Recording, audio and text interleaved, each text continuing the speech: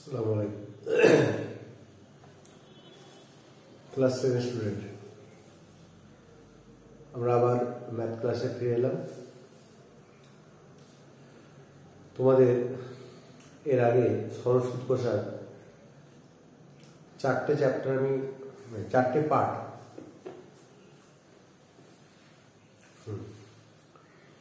4টে part আমি করিয়েছিলাম। আজকে পঞ্চম পাঠ পড়াবো। তো আশা করি তোমরা 4টে পাঠ বুঝতে পেরেছো এবং আজকে পঞ্চম পাঠটা তোমরা ভালো করে দেখো। আশা করি এটাও তোমাদের বুঝতে পারবে এবং ভালো লাগবে। ঠিক আছে? তো আজকে আমরা যতদূর পড়িয়েছিলাম, অর্থাৎ 18 পর্যন্ত পড়িয়েছিলাম, আজকে আমরা 19 থেকে পড়াবো। ঠিক আছে? তুমি সেটা দেখো। বলছে, রহমত চাচা একটি বাড়ি তৈরি করার জন্য, একটা বাড়ি তৈরি করবে, তার জন্য বাৎসরিক 12% সরল সুদের হারে 2,40,000 টাকা ব্যাংক থেকে ধার নেন, দিয়ে বাড়িটা তৈরি করেন। ধার নেওয়ার 1 বছর পর, অর্থাৎ ধার যখন নিয়েছিল তখন তারপর 1 বছর লাগলো বাড়িটা তৈরি করতে। 1 বছর পর সে কি করলো, সেই তৈরি করা বাড়িটা ভাড়া দিয়ে দিল এবং ভাড়াটা দেন 5,200 টাকা মাসে হিসাবে। 1 মাসে 5,200 টাকা এই হিসাবে সে ভাড়াটা দিয়েছে। এই ভাড়া থেকে সে ব্যাংকের ধারটা শোধ করবে। তো প্রশ্ন হচ্ছে, ধার নেওয়ার কত বছর পরে তিনি বাড়ি ভাড়া থেকে ব্যাংকে টাকা সুদ সহ শোধ করবেন? তাহলে কি ঘটনাটা ঘটলো? ঘটনাটা কি ঘটলো না, এরকম ঘটনাটা ঘটলো, তিনি 2,40,000 টাকা ধার করলেন। 2,40,000। এবার 1 বছর 1 ইয়ার 1 বছর পর সে বাড়ি তৈরি করলো। এই বাড়িটা সে পার মান্থ 5,200 টাকা করে ভাড়া দিল। এবার এই ভাড়া থেকে সে এই টাকাটা শোধ করবে এবং শুধু এই টাকাটাই আসল, এবং যে সুদ হবে সেইটা, অর্থাৎ সুদ সহ আসল সে শোধ করবে। তাহলে তার কত বছর টাইম লাগবে? এটা হচ্ছে কোশ্চেন। ঠিক আছে? আশা করি তোমরা প্রশ্নটা বুঝতে পেরেছো। প্রশ্ন যখন বুঝতে পেরেছো, তাহলে এবার আমরা করি।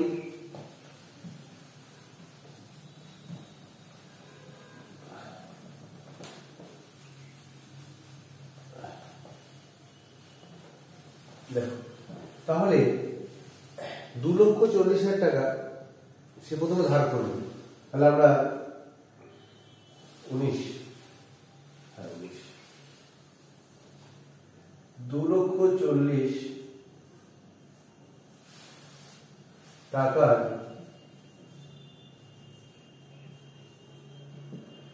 1 বছরের সুদ, বছরের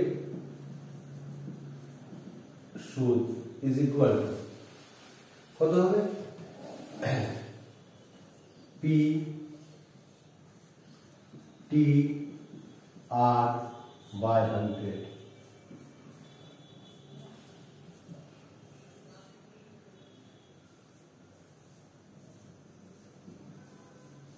তাহলে আমি দেখতে পাচ্ছি যে আমরা দেখতে পাচ্ছি কি না, 2,40,000 টাকার 1 বছরে 12% হারে সুদ লাগবে কত?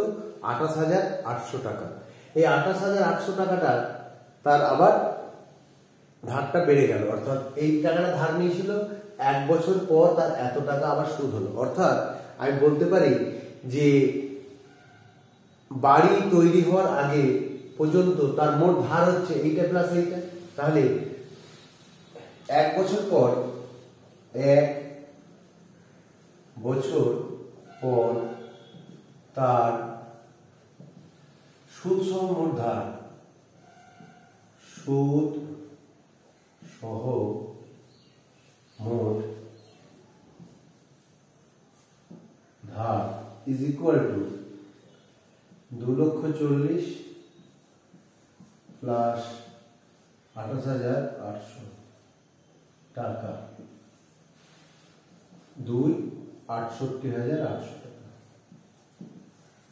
সে যখন তার যখন বাড়িটা তৈরি হয়ে গেল তখন সে দেখতো কি যে তার 2,68,800 টাকা তার মোট ধার হয়ে গেছে। তখন কি করলো, তখন সে বাড়িতে একটা ভাড়াটে বসালো, যে ভাড়াটের কাছ থেকে সে মাসে ভাড়া নেবে 5,200 টাকা। অর্থাৎ বাড়ি ভাড়া বাবদ তার বছরে আয়,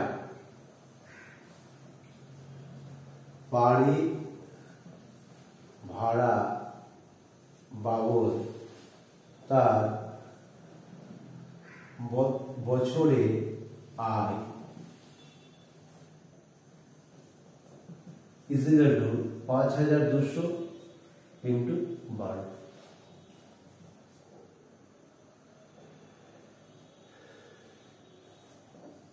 $62,400 টাকা।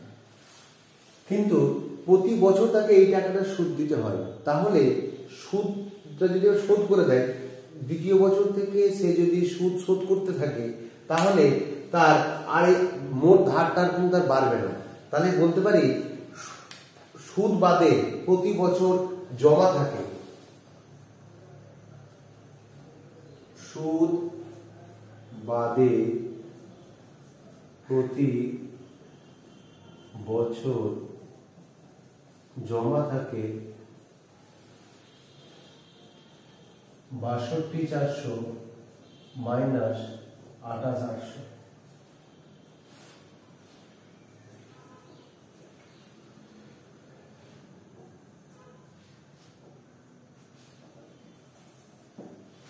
$33,600 টাকা। তাহলে সে 28,800 টাকা দ্বিতীয় বছরে যে সুদটা 28,800 টাকা হবে সেই সুদটা সে শোধ করে দিল। তাহলে তার 33,600 টাকা জমা হয়ে গেল। আবার তৃতীয় বছরে আবার এই ভাড়া থেকে এই টাকাটা পাবে এবং তৃতীয় বছরেও সুদটা বাদ দিয়ে দেবে। তাহলে তৃতীয় বছরেও আবার এই টাকাটা আয় হবে। অর্থাৎ প্রথম বছরের পর থেকে তার সুদ শোধ করে দেবে, প্রথম সুদটা শোধ করে দেবে, সুদ শোধ করে দেওয়ার পর এই টাকাটা জমা থাকবে। তাহলে এই টাকাটা জমিয়ে জমিয়ে জমিয়ে জমিয়ে আমাকে এই টাকাটা শোধ করতে হবে। তাহলে 2,68,800 টাকা শোধ করতে সময় লাগবে। তাহলে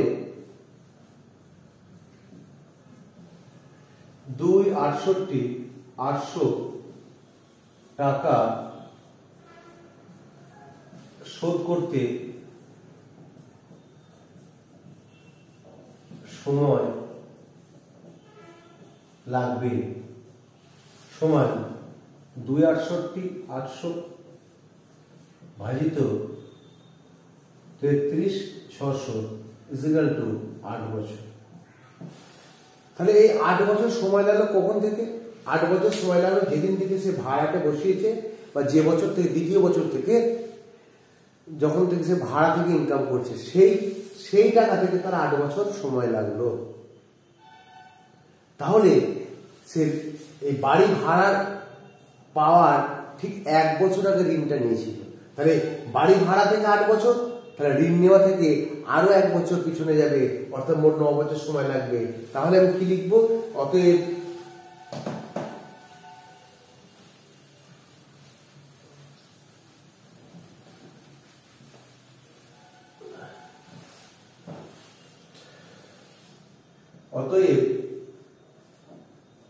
ঋণ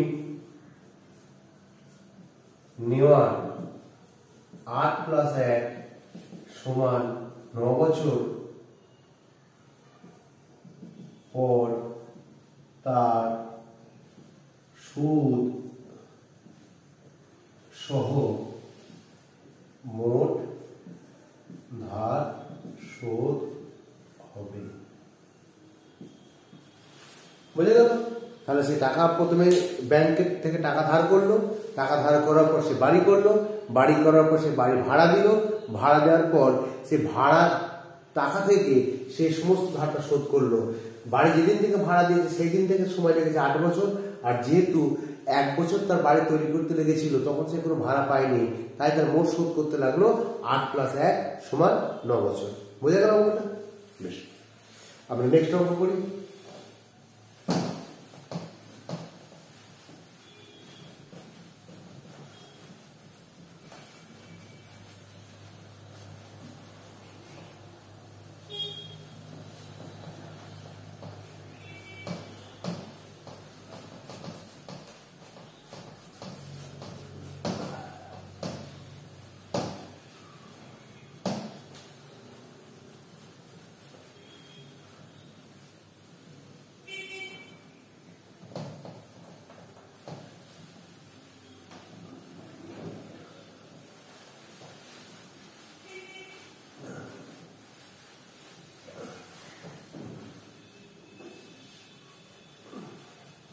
নেক্সট অঙ্ক 20 অঙ্ক এবার করবো আমরা। 20টা দেখো,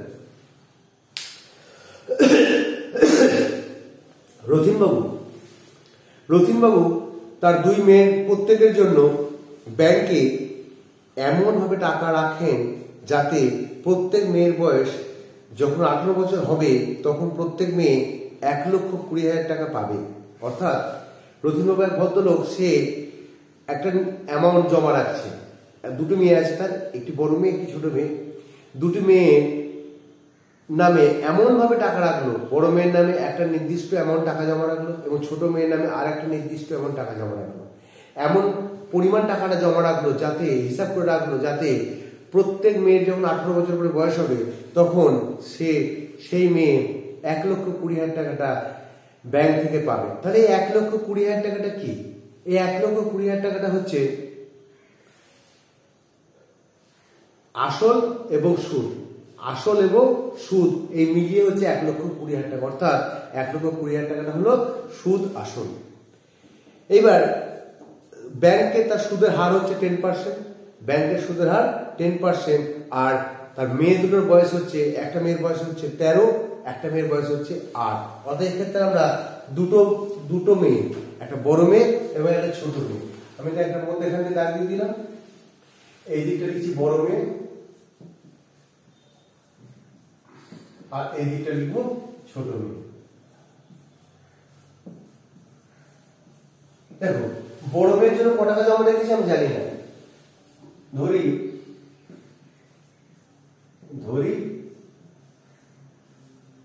আসল ইজিক্যাল টু কত, x টাকা। ঠিক আছে, তাহলে x টাকার সময়টা কত? বড় মেয়ে এখন বয়স হচ্ছে 13, বড় মেয়ে এখন বয়স হচ্ছে 13, কিন্তু বড় মেয়ে 18 বছর বয়সে টাকাটা ফেরত পাবে। তাহলে ক বছর ধরে ব্যাংকে টাকাটা জমা থাকবে না? 18 মাইনাস 13 ইকুয়াল টু 5 বছর। তাহলে x টাকার 5 বছরের সুদ পাবে। অতএব 5 বছরের সুদ।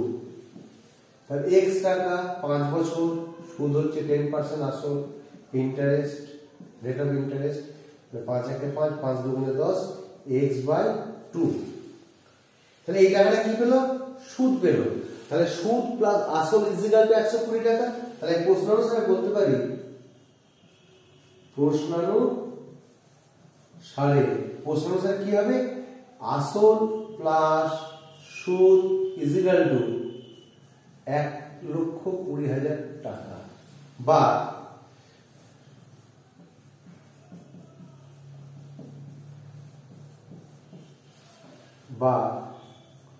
3x বা x।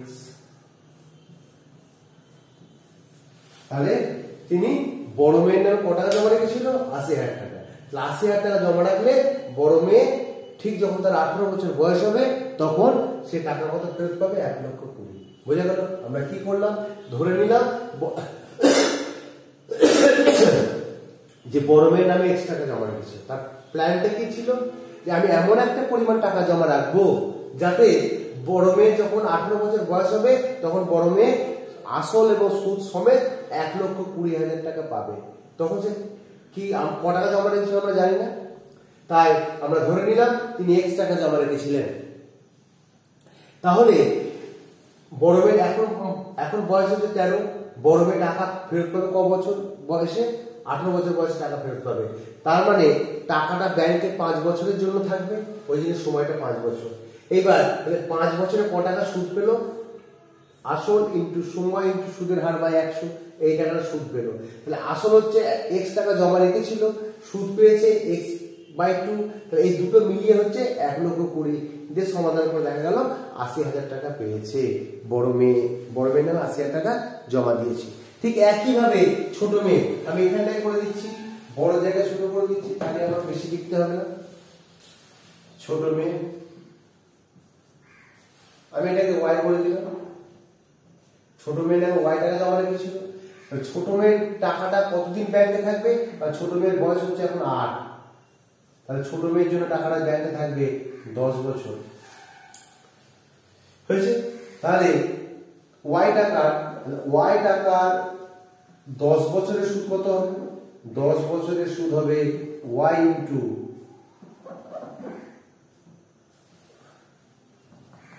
শূন্য শূন্য কেটে গেল, শূন্য শূন্য কেটে গেল, ওয়াই টাকায় সুদ হচ্ছে। তাহলে আমি প্রশ্ন অনুসারে বলতে পারি যে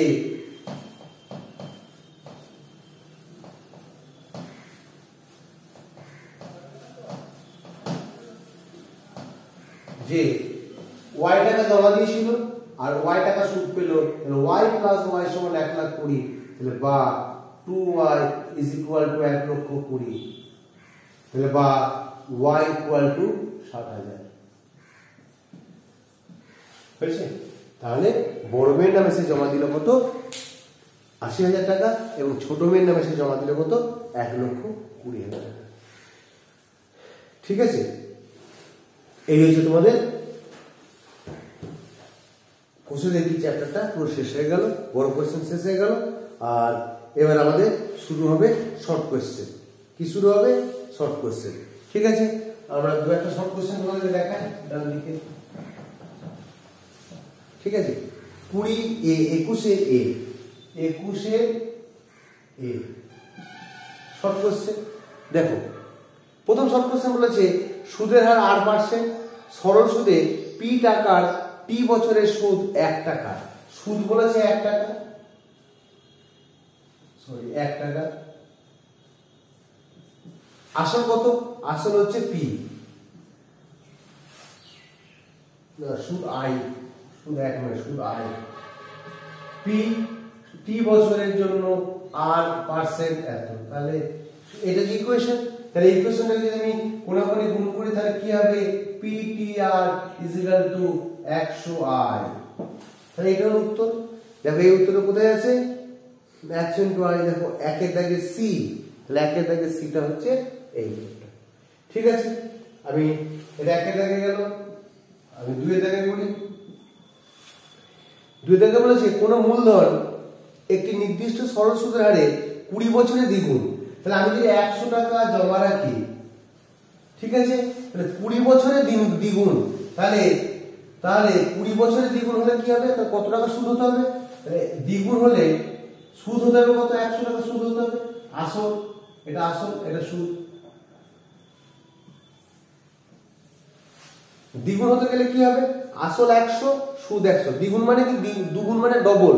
অর্থাৎ 100 টাকা জমা দিলে আমি 200 টাকা ফেরত পাবো। অর্থাৎ 200 টাকা ফেরত পেলে আমার তার মধ্যে 100 টাকা আমার আসল আর 100 টাকা সুদ।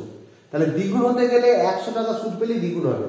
ঠিক আছে, আর 3 গুণ হতে গেলে 100 টাকা জমা দিলে আমি কত টাকা ফেরত পাবো? আচ্ছা আমি এখানে লিখে দিই, দাঁড়াও আরো ভালো বুঝতে পারবে। পি প্লাস আই, আর এটা হচ্ছে শুধু আই। এবার দেখো আরো ভালো বুঝতে পারবে। 100 টাকা জমা দিচ্ছি, দ্বিগুণ ফেরত পাবো, তাহলে 200 টাকা ফেরত পাবো। তাহলে সুদ কত? 200 মাইনাস 100, 100 টাকা সুদ। ঠিক একইভাবে 3 গুণ হতে গেলে 100 টাকা জমা দিলে আমাকে ফেরত পেতে হবে কত টাকা? 300 টাকা ফেরত পাবো। তাহলে 300 টাকা যদি আমি ফেরত পাই, তাহলে নিশ্চয়ই আমি 200 টাকা আমার সুদ। ঠিক আছে, তাহলে দেখো এইবার বলেছে এই 100 টাকা সুদ পেতে 100 টাকা সুদ হয় 20 বছরে। তাহলে এখানে বলতে পারছি যে 200 টাকা সুদ হবে কত বছরে? 100 টাকা যদি 20 বছর লাগে, তাহলে 200 টাকা নিশ্চয়ই বুঝতে পারছি 40 বছরে হবে। ঠিক আছে, তাহলে অ্যানসার কত হবে? সি। অ্যানসারটা কত হবে? সি। বোঝা গেল?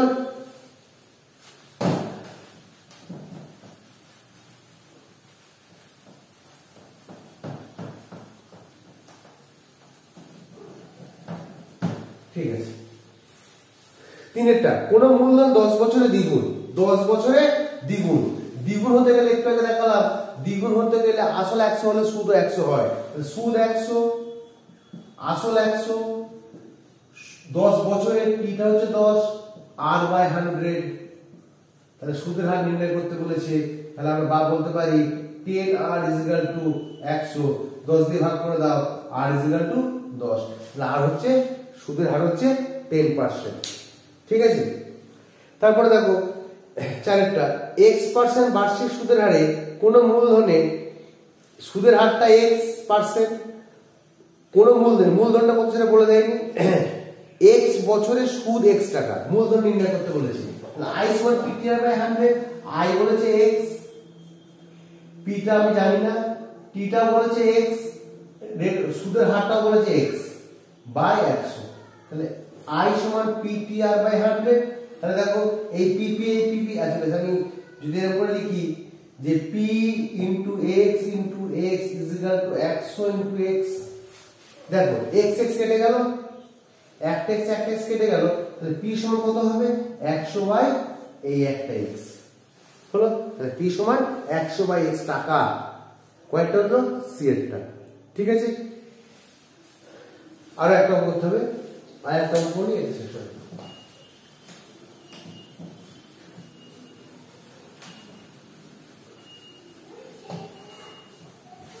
বার্ষিক 8% সুদের হারে কোন মূলধনে n বছরের সুদ এত টাকা হলে মূলধনের পরিমাণ নির্ণয় করো। সুদ বলেছে এটা PNR/25, এটা হচ্ছে সুদ। পিটা আমার চেয়েছে কত, আসল চেয়েছে, আসল টাকা আমি x ধরে নিলাম। এবার n বছরে টিটা হচ্ছে n, সুদের হার হচ্ছে 8% বাই 100 হলো। এবার দেখো উপরে দেখো n কেটে গেল, r কেটে গেল, তাহলে নিচে থাকছে কি p/25 আর উপরে থাকছে x/100। তাহলে দেখো 25 থেকে 25, 4 25 100, তাহলে x মান কি বেরোলো, 4p, x মান কি বেরোলো, 4p। ঠিক আছে, তাহলে এই পর্যন্ত দেখলে তোমরা আমরা 21 শর্ট কোশ্চেন গুলো আজকে করালাম, মানে এমসিকিউ গুলো করালাম। এর পরের দিনকে আমরা সত্য মিথ্যা আছে, শূন্যস্থান পূরণ আছে এবং এসে আছে, এইগুলো পরের দিনকে করব। ঠিক আছে, ভালো থাকবে, সুস্থ থাকবে আর অঙ্কগুলো ভালো করে দেখবে। ঠিক আছে, বাই।